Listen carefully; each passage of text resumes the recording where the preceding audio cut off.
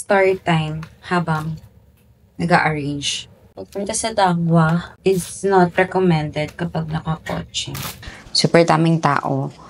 From dun sa, 1 kilometer away, non-moving na yung mga sasakyan. Caveat kapag Valentine's, super mahal. So, times 3 yung presyo ng mga flowers.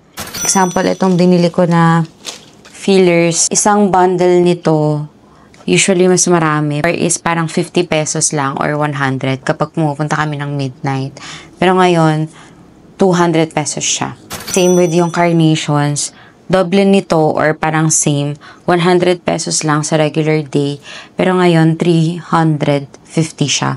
Natawaran ko siya ng 300. Ito, madalang ko lang siyang makita actually. Hindi ko siya nakikita madalas sa Dangwa. Super pretty. Lady na tinanong ko, 1,100 pesos for 5 pieces.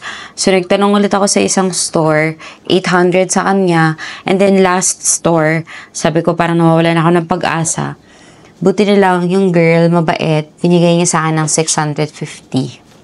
So, yay! So, yung Kalya Lily, gusto nila ng sarili lang nila. And babawasan ko yung tubig niya kasi medyo madami. Gusto nila yung mga hanggang dito lang na tubig. Arrangement number 2.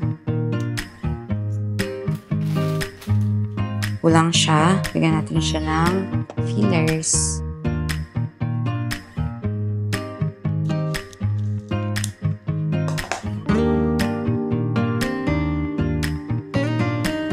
Arrangement so far.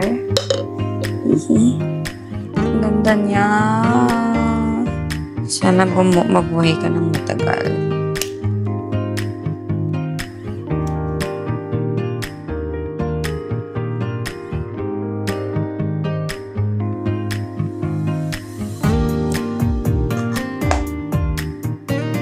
Gosh, it's so pretty.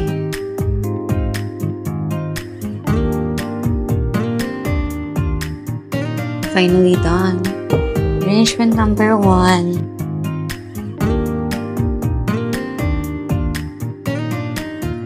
Second arrangement, Kalya Lilies.